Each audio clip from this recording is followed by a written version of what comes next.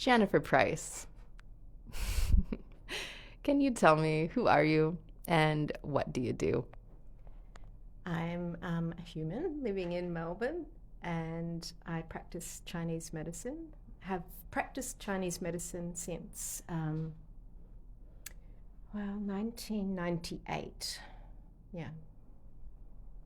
And what would you say is the primary intention or underlying message you hope to spread in all the work that you do? Oh, that's a complex one. I think it just begins with making people feel safe and welcome, especially in the clinic space, because people who are unwell have a vulnerability, and they often feel, that they're a little bit on edge or insecure or nervous, and especially around things like acupuncture. So we try and create a really warm and welcoming and safe space here.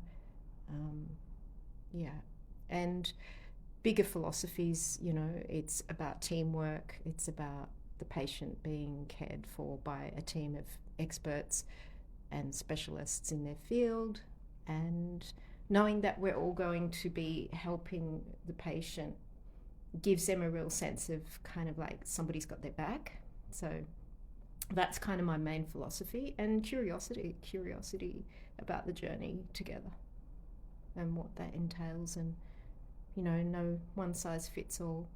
And if the patient is been working with specialists, we like to include those people in their care plan, of course, and yeah, try and get a holistic viewpoint on and snapshot of where they are at in the moment that they come in. So, what I'm hearing is a lot of themes around creating a safe environment for people to heal and having a very integrated community of practitioners to help them and recognize that everyone's journey might need more than just one person to guide them, but have a holistic team. And it feels like that's what you've created here at ESOLab, which you are the owner of. You also have a diverse skill set. Can you say a bit more about all the various skills that you use to help your clients here? I don't know about diverse, but I started off in Chinese medicine. Um, yeah, I mean, inclusivity is huge, and if I can't help them, I would love for them to see one of my team. And um, my skill set includes, I started off in Chinese medicine, acupuncture, and then I did a master's in Chinese herbal medicine. And during that time, I got really interested in craniosacral therapy, and I had some treatments from a therapist, and I was blown away. She put her hands under my sacrum, and I went, "What is this feeling?" It was just incredible. It was the strongest feeling of chi moving that I'd ever felt. And I'm an acupuncturist, and I've had loads of treatments. So to me, it was like, this is some kind of missing link. Um, and then I got curious when a practitioner joined our clinic who was well trained in visceral manipulation, the Baral Institute, visceral manipulation. So then I started studying that, and it was like drinking the Kool-Aid, because that just went to another level.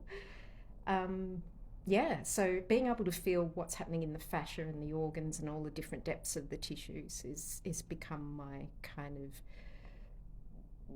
it just sent off a megaton of light bulbs in my brain. And then I've started to come back full circle into looking at how that connects with the fascia and the channels, because all the acupuncture channels run along the fascia. So you can palpate those and feel what's in them. And so that's my diversity, but not so diverse, because it's all the same thing, really. Yeah, it's all one body and just Yeah. different ways of working with different layers of it. And I Yeah. love that toolkit you have. It's very inspiring for me to see how many different levels at which you can work with a body. Yeah. The And tissues are incredible. They just keep on teaching you things, levels of subtlety, and yeah, incredible. And I can relate with that a lot about receiving a craniosacral treatment and a visceral manipulation treatment and acupuncture treatments that I've been like, what is happening? How is this very gentle and subtle treatment creating such a profound effect for me? And just for context, can you say a bit more about who have you been able to help the most in your career so far? That's a hard one because, we're a general practice, and so I don't ever feel like we're exclusively one set of symptoms mostly. So, and people are so layered and so complex in their symptoms now. We've got multiple complexities of disease expressing themselves in the tissue, or restriction, or blockage, if you want to talk about the Chinese medicine way of talking about it. So I think the most common people I would have treated over the years were females because of fertility, and now menopause because I'm that old and I know about it. And now in more and more men are coming in because they're becoming more embodied, and they're starting to realize they're not just I don't know what it is, but they're opening up to having treatments, and it's fantastic. Yeah. Cool. So part of what I am hoping to have a conversation with you and others about is your journey through having a body as a human. And we've all gone through some moments in our life where our health and our well-being and injuries and pain, we've been in lows and we've been in highs. And I'd love to hear about that story arc for you. So I was wondering if you could tell me a little bit about, maybe we'll start with your parents and what kind of relationship did your parents have with their bodies and their health and movement and exercise and receiving body work and treatments? What would you say stands out to you there? Yeah, I think my father first stands out in a positive way because he was a farmer, so he was connected to the land and the sky and nature. He would always drag us out to look at the sky and the stars, or if there were meteor showers, or the aurora australis even. Or he would teach us about just simple things around the farm with calving the cows, and So I think I was really curious about how anatomy works, how bodies work from a young age because of him. And I remember asking him questions when I was little and bugging him about, what happens to the food when we eat it, Dad? And him saying something random like, well, it turns into your blood. And I went, oh, how does that happen? So Dad, in a big way, and he used to see chiropractors for his bad back. And he also had this weird machine that I don't know what the name of it is, but it sends out electrical sparks, and it's like got these glass canisters that you rub on your sore back, and it makes this kind of zzz noise. So I grew up with hearing that machine go off every morning as Dad rubbed his back. And when we went through the warty stage as little kids, he would use it to burn off the warts, and they would go away. So anyway, he was into all sorts of weird things. He was the first guy to get solar panels on his roof back in early 1970. All the neighbours thought we'd gone mad because we had these solar panels on our roof out in country Victoria. So he was really open and curious and thought about it, you can see. And my mum kind of went down the other route because this is controversial, but Western medicine in a small country town was one GP who prescribed a lot of anti-anxiolytics and benzos and things like that. So my mum was addicted to sleeping pills from the age of 33, and probably other stuff as well, like Seropax and Mogadon, they used to call it. So that coloured my childhood quite a bit because she was really shut down because of that. So I think I knew to go natural from a young age because I could just see it with her. And you know, we didn't use much medicine at all. Like, we grew up without painkillers and things like that. So then when I was about 19, I got eczema, and a GP misdiagnosed it, and then I went to a Chinese herbalist who correctly diagnosed it.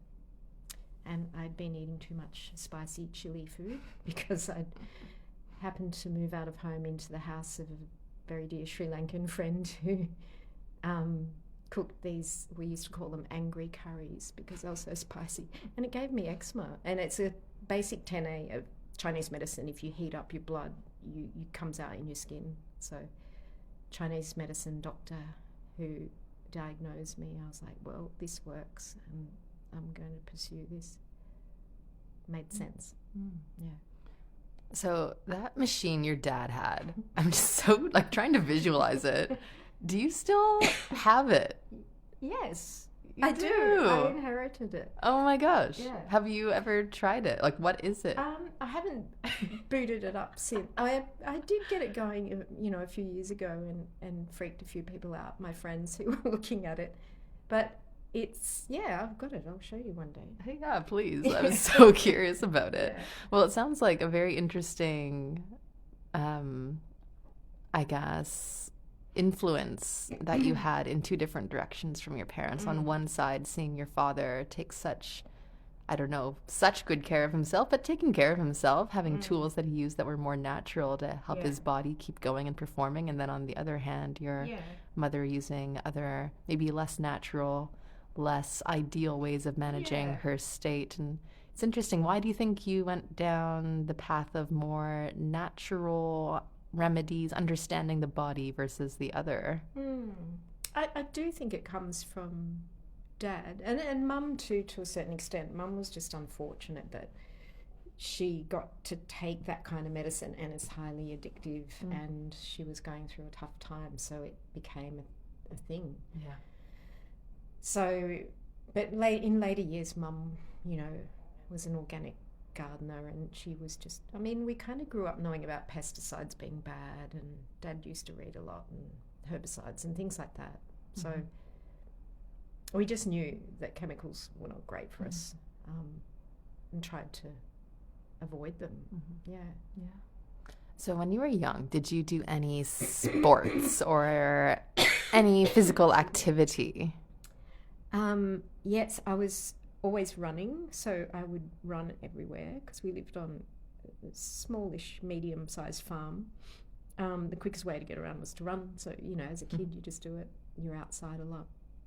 And then I did all the track sports and, you know, field events at school as well. Yeah. What would you say when you were young, like say before you went off to study, before school, university, what would you say your relationship was like with your body? Oh, that's a good one. I was always just grateful that it worked. You know, it just seemed to work. And I never, you know, we were lucky we didn't grow up with food problems, you know, like we ate everything. So there was no modeling from our parents about restriction or, you know, it was just healthy, normal farm food, and we made a lot of it ourselves. So I was lucky that I didn't have to think too much about my body. I suppose being female, by the time you're sort of in your early teens, you're starting to get painful periods, which I got, and that sort of passed. So, you know, just things like that were the only times I had to think about it, really, luckily. Yeah. And you mentioned that when you were 19, you had eczema, and that was maybe a pivotal point of making you interested in learning about Chinese medicine. Yeah. I'm just curious, do you think it was the angry curry, or do you think there was something underlying in your system that predisposed you to be susceptible to the effects of a very, very spicy food coming out in your skin? What do you think, knowing what you know now? Yeah, that's a great question. I mean, you know that every organ has an emotional context, so the thing that it was heating up was my liver, which, you know, is all about depression or anger. You know, there's always the yin and yang, two sides of that coin. And I suppose I was quite suppressed emotionally at that age, just not knowing who you are or what you're doing, and there was frustration probably because I hadn't quite found what I wanted to do. So yeah, now I would look back and go, if I was treating that person, I would be looking at, we call it chi stagnation, liver chi stagnation, which is suppression of your emotions, basically. And I'd be talking to that person about, okay, so have you thought about, why you're maybe a little bit angry? Because I remember as soon as my blood started to get hotter, I started to get angry for the first time. Like I would get angry in the traffic, and I was like, I'd never been angry in my life until then. And at the same time, my skin was, covered in eczema, my hands. So yeah, I'm not saying this is the same for everyone, but there's always an element of emotion, and it's just finding, for that person, they know what it is usually with a bit of questioning. Yeah, really cool. Good question. Yeah.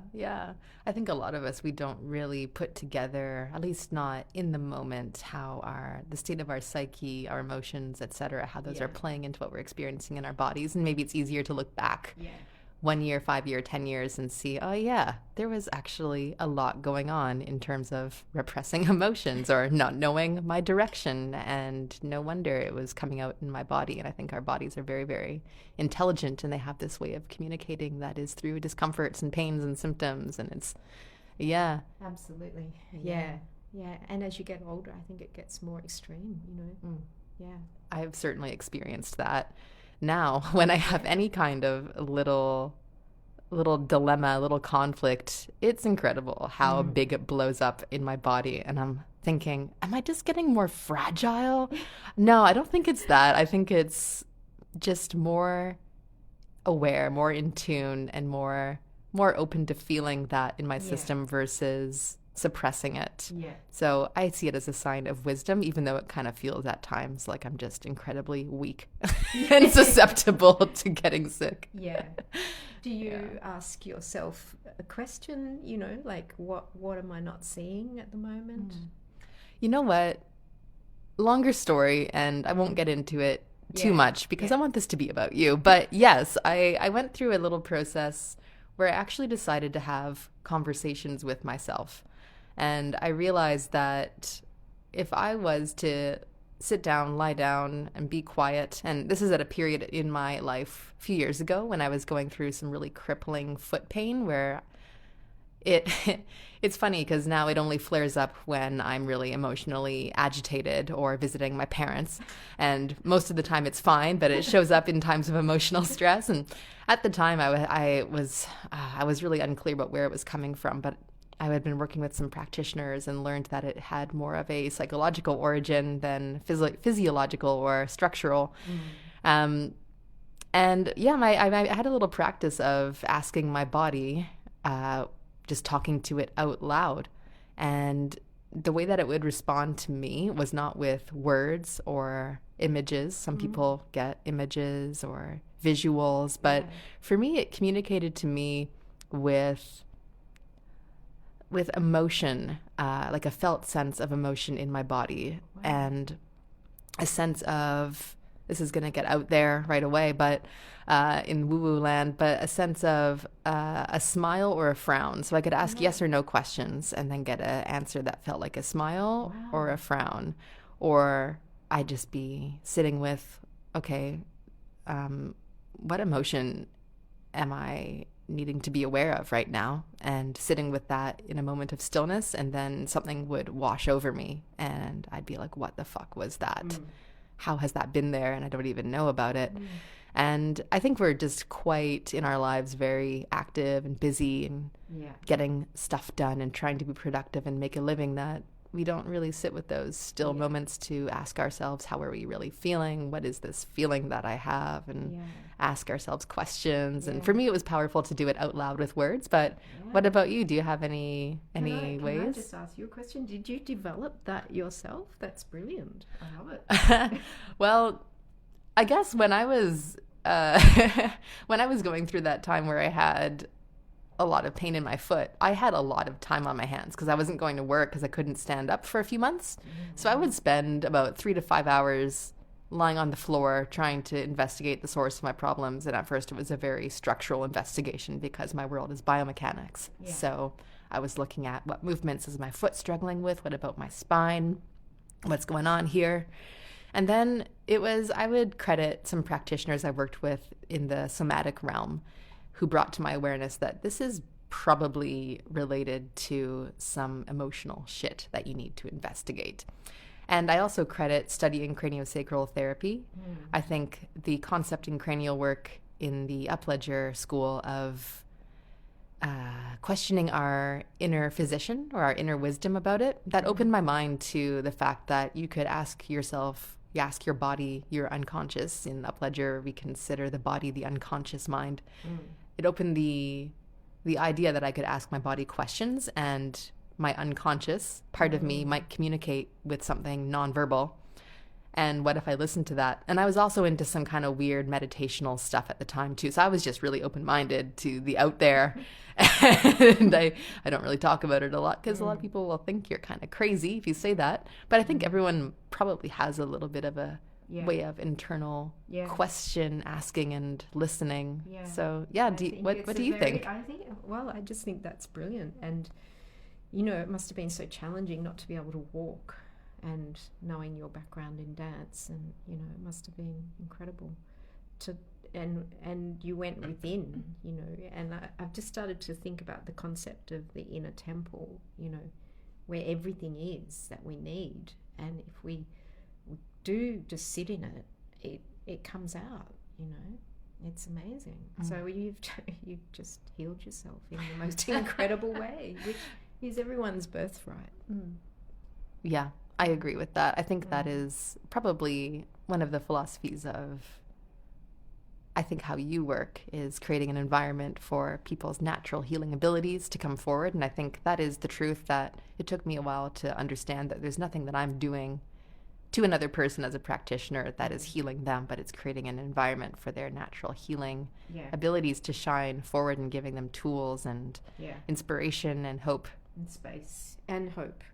Hope that together something can change, and I always come back to Jean-Pierre Barral, who says just create a little space and the tissues know, and the brain forgets what's happened to the body, but the body doesn't forget. And just help a little bit, because we've got these tools that we can help people with, and it might not be groundbreaking for them, or it might be, it doesn't really matter. It's just to try and do something to the best of our ability and create a space for that. So back to you, Jen. So most therapists, and speaking for myself as well, we get into this line of work because we've had some kind of problem with our own bodies. So I'm curious, what made you get into body work and Chinese medicine? And I know you mentioned the eczema story, but what else was going on that really made that a path that you wanted to go down? And maybe on that journey of finding solutions for your eczema in Chinese medicine, what does that look like? What does that journey look like for you, from going from someone who is suffering a little bit with their skin to learning about Chinese medicine to turning it into an actual career path? I think, I was lucky. Like I said, I didn't have anything too extreme physically. Probably emotionally, mentally, I had something that happened when I was about 21, 22. I was living in Nepal, living in Kathmandu, and studying music, and also, going to the university every day to get my student visa and studying Nepalese. And life was tough. People think, oh, that sounds amazing, but I was kind of there, probably not because it was my dream. I was with a much older boyfriend who wanted to study music, and he'd been there before, and we're on our way to Europe, and we ended up getting stuck there and studying, which was great. You know, it was a life experience that was incredible, but I kept getting sick. I got dengue fever, which I didn't realize what it was, which I was treated for as malaria at the time, and I remember just being so sick, like my eyeballs hurt. That's how sick I was. And then I got many types of amoebic dysentery, and then I got hepatitis A, trekking in the mountains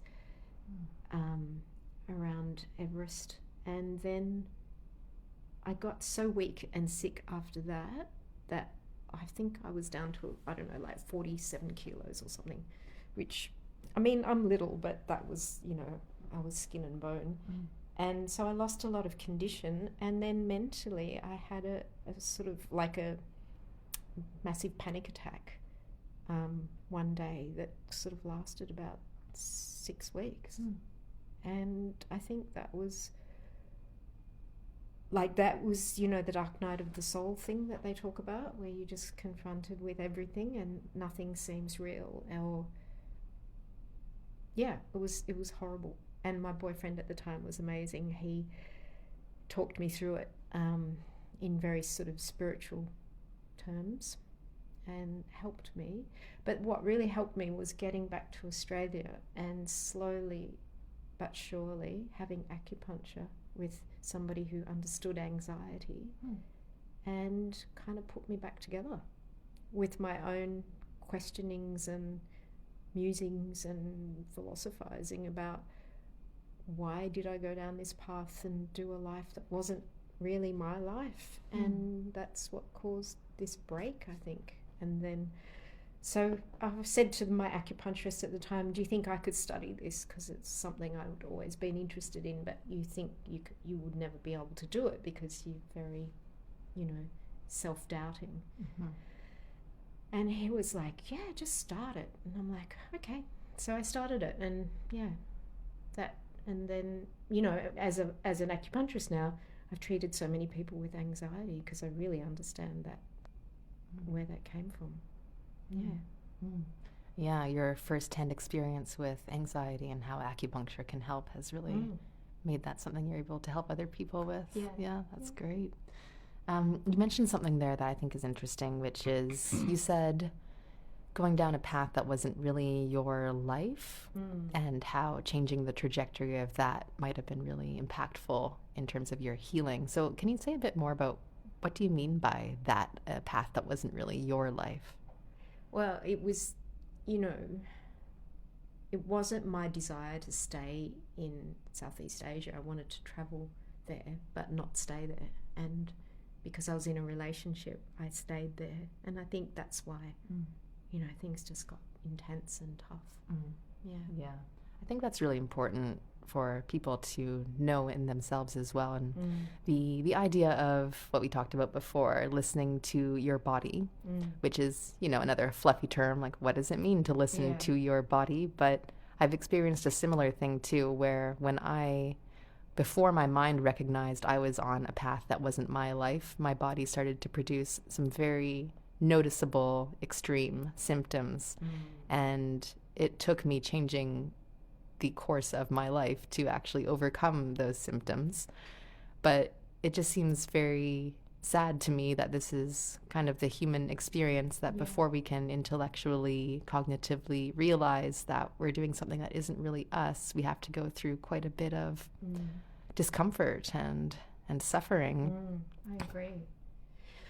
Yeah, and I see that in the young patients I treat, you know, and it's making them aware a little bit, if you can, of their thought processes, you know, asking them to write journals that only they see, just to get them to express themselves. Do you journal? Yeah, I do dream journals. I've always done my dreams, and I journal when I'm traveling, but not as much now. Yeah. What benefit do you feel like journaling has had for you in your journey with your body? Definitely dream journaling has, because, the subconscious just throws up the most random things. But, if you look at them from a Jungian point of view and just ask yourself, intuitively, what is that trying to say to me? Yeah, that all my life has been pretty clear. Yeah. Yeah. So maybe I don't know if it's a controversial question, but we've been talking so much about the role of our psyche and our just life in general on the symptoms in our body. Do you think that every problem people have with their body is related to something happening in their mind or in their life they need to address? I've struggled with this one all my practicing days. It's a big one. I think whether it's chicken or egg, I think there's just always the duality of both. There's always going to be physical and an emotional. What came first? It can be the opposite if you, say, have a bad car accident and you've got so much going on in your psyche around that afterwards as you heal.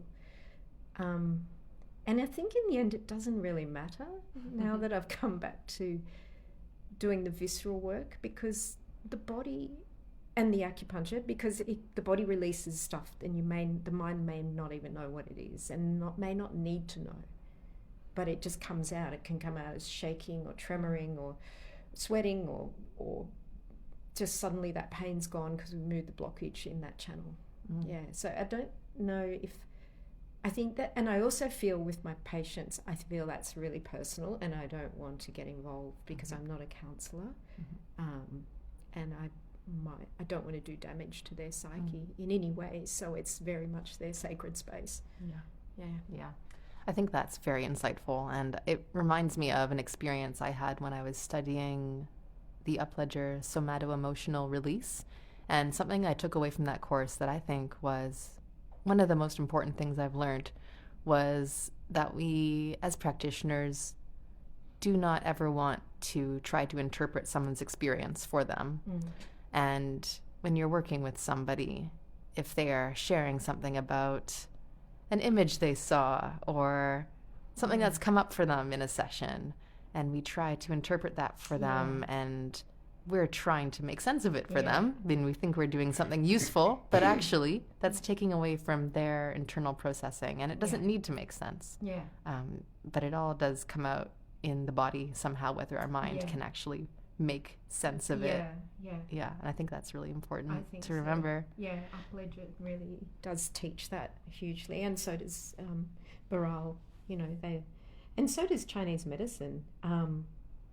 But in Chinese medicine, we do ask people about their dreams, because that can tell us a lot about, what's going on in which organ. So if they're having a lot of angry dreams, you go back to the liver, or, so sometimes we will ask those questions. So say a bit more about that. That's really intriguing. So different emotions will be associated, or different dreams, different emotions in dreams associated with different organs. Can you give a few more examples? That's really fascinating. Well, the common one is being chased, and that we would always think then about the adrenals, the anxiety dreams, you go to the kidneys. I can't remember a lot of it because, the other practitioner here, Ivy, she asks about dreams. And she's got a psychology background too, so, now she just practices Chinese medicine. I know that she puts import on that, but she won't say anything. She'll just ask the question, what are you, if they say they're dreaming, what are you dreaming about? Or what's recurrent? And it just gives you a little clue, it can just be, okay, these kidneys really need support. But it's definitely a thing. And the sound of the voice as well. So we listen to, wood people. If we type a person into elements as wood, water, earth, etc., a wood person will speak in short, clipped ways like this, and every word will be short with a gap between it. And you'll notice those people now that you know that. And I think metal is groaning, like they have a groaning sound to their voice. So you don't often, you're not often always that one thing, but it gives you a little bit of a clue when you first hear the patient's voice. Oh, they might be a water or a metal, or they could be a wood person. And then it's just another thing, another entree. And that helps you to understand which channels you might want to work with in the treatment. And and more about how they approach the world. So where are their pressure points? Where are they constricted and constrained? What might be the way they approach grief or stress? Like a metal person might, I don't know, I'm just ad-libbing here, but it's, I don't know. It's just another clue. Yeah. So, just because I'm curious, specific example of myself. I remember a very distinct dream where I woke up and it was a dream. It's kind of embarrassing, but whatever. It was a dream where I was looking through this book of selfies of myself, like a photo album, and it was all just selfies of myself. And I was looking through it, and in my dream, the feeling I had was, what have I been doing with my life? Wow, this is just really sad. And I woke up just feeling so sad and like I'm struggling to name the emotion, but it was like a deep disappointment in how I've wasted my life paying attention to taking selfies. Yeah. And I'm curious, what would that tell you about what organ system or what is coming up in a dream like that? Yeah, it's very pensive. So pensive is a very good word. That's how I felt waking up. Yeah, very pensive. And the whole day I felt very, pensive and melancholy. Yes. So I'd be just checking out your spleen and thinking about how we can support your digestion of things, thoughts and processes and the past and the future, and we might even do some like 8 extra treatment on you regarding that sort of stuff too. Yeah, because that delves more into what's been withheld in the emotions or what's just blocking you emotionally. Yeah. Very interesting. And when you say digestion, you don't just mean the alimentary digestion, but say more about digestion. What does that mean? Well, that's all about the small intestine and the spleen and the stomach, and in Chinese medicine and Baral visceral medicine, it's about how we process the finer things, and we sort through and sift through things, and we question and we digest it and we come to a conclusion. But if we're stuck in just looking at it, it's very spleeny stomach, small intestine. Yeah. That resonates a lot with what I was investigating in my life at that time, which I actually, after I think that period, I went on a break from social media because I realized just the selfie thing. Not that I took a bunch of selfies, but it was that idea of paying too much attention to my image of myself and just needing to get away from that. And I think I processed the shit out of that idea in my dream that night and woke up and felt changed, which was amazing. Yeah, that's great. Yeah. Moving on to a slightly different topic, though. So you work with clients who are also undergoing some mental health therapies like counseling. You co-treat with therapists. Is there anything else that you've learned about the connections between our bodies and our emotional and psychological well-being that you've seen in your practice?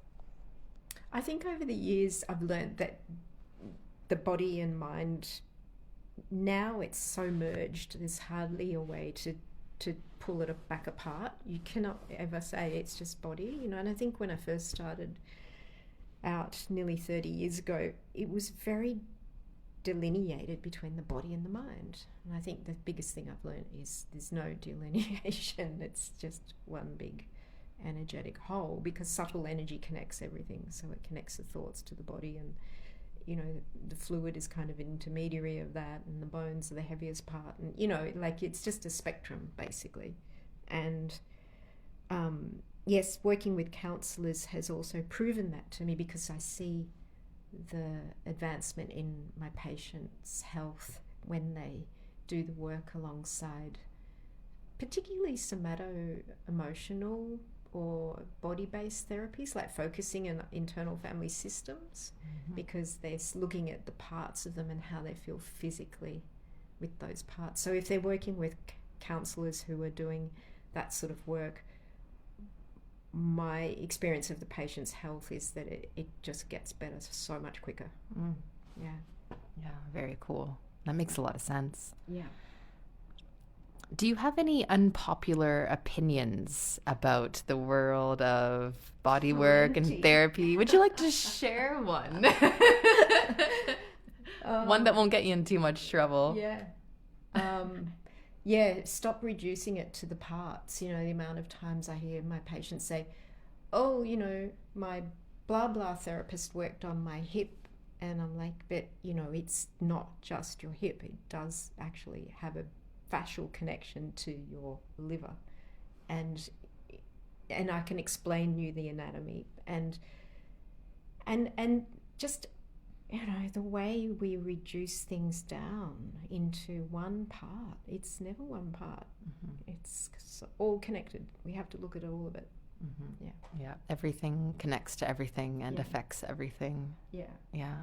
What else is unpopular in your opinion? What might you piss someone off if you just said it to the average, I don't know, physiotherapist or chiropractor, and they're telling you about a patient they're seeing, and what might be something that comes up for you as they're explaining their standard treatment approach that you disagree with?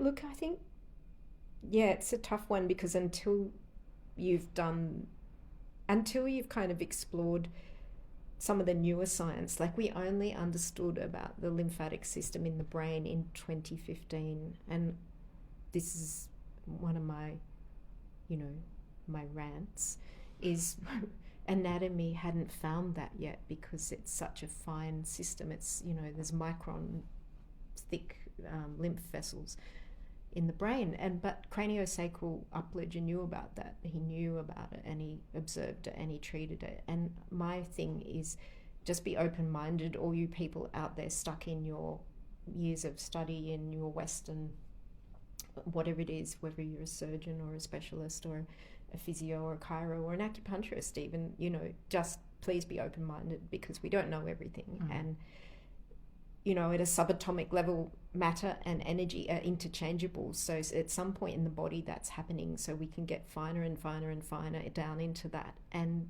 that's where we can enact change. So we might be missing a huge emotional cyst on someone that's affecting their hip, or we might be not observing something as simple as their diet, or the fact that they've got a swollen liver, because they've had a virus. So we've just got to look deeper and think about it more, and look at it more subtly, and never think that just your one treatment will help people.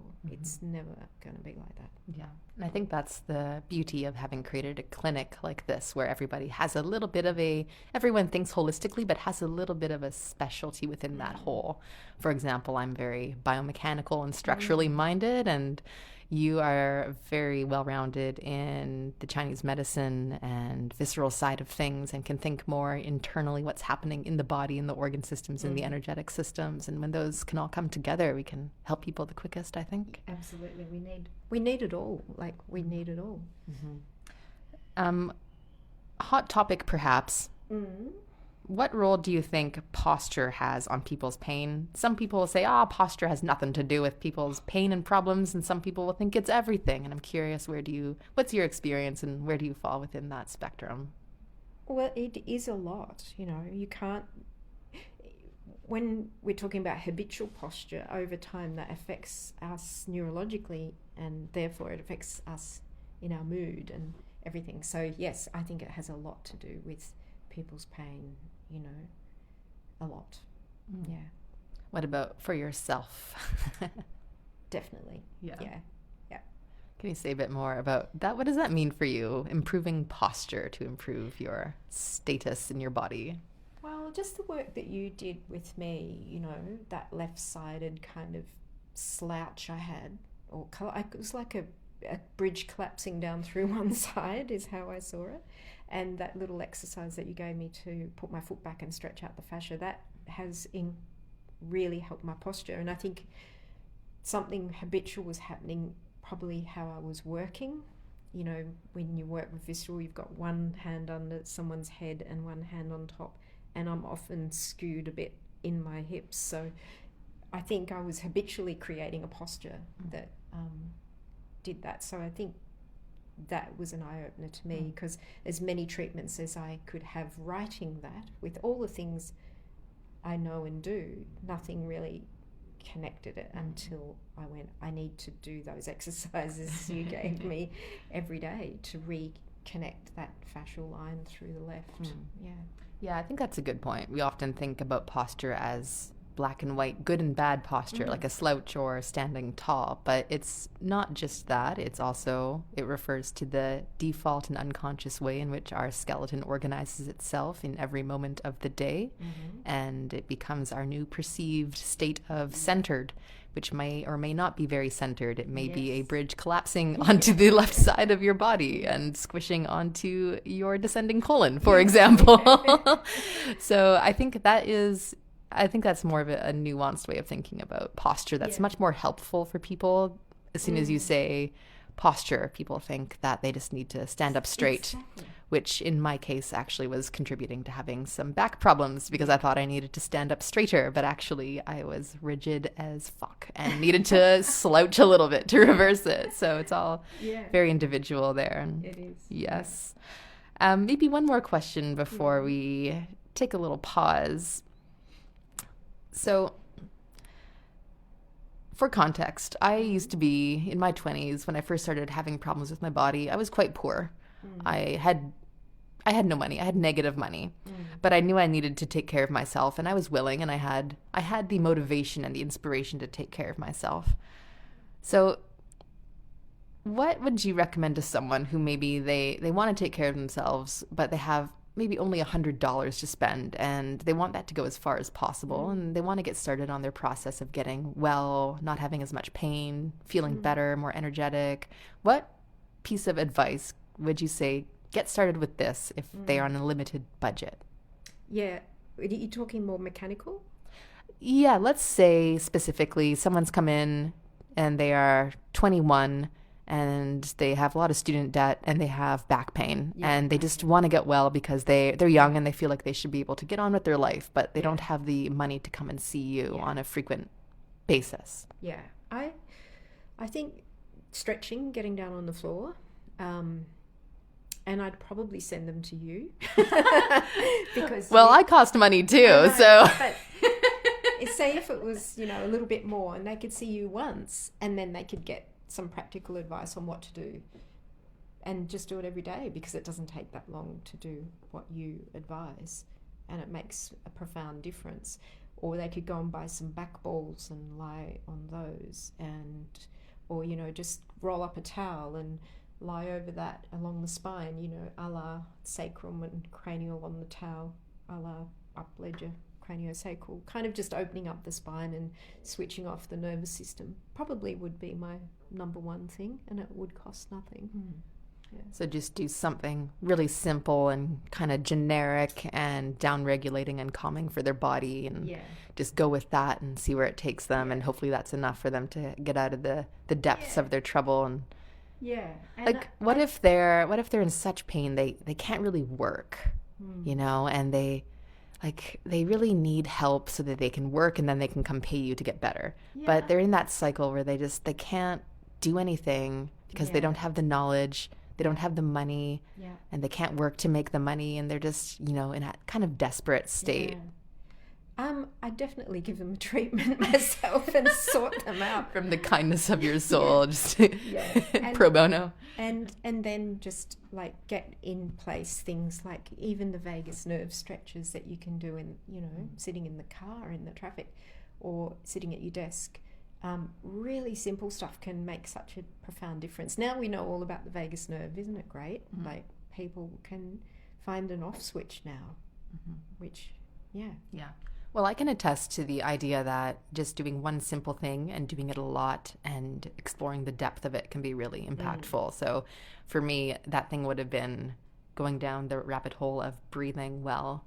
And it's amazing how much I got out of just lying on the floor every day and breathing. And I actually got really bad advice. Well, it was advice that took me on a good path, but it was bad advice. I went to see an Ayurvedic practitioner, and she told me, and this was me at peak anxiety in my life and like peak trying to overcome an eating disorder and just in a really bad psychological place and just very fucked. And she said to me that I should try to breathe, and my exercise was try to breathe in for 30 seconds and exhale for 30 seconds.